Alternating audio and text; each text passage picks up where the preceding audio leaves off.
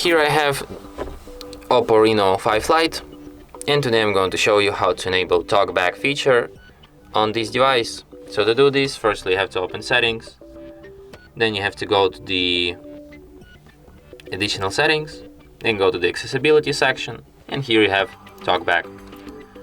Here you can enable it. After that, TalkBack tutorial starts, and as you can hear, it talks non-stop.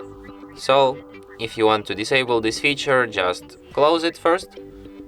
When you have TalkBack enabled, to perform actions you have to firstly tap on it, then double tap it, and now you have to do this like every time. TalkBack checked on, switch in list. Double tap to activate. Double tap here. TalkBack. Turn off. Then Stop. one more time. TalkBack off. And that's how you can disable it. And that's it. Thanks for watching. If you find this tutorial useful, don't forget to hit that like button and subscribe to our channel.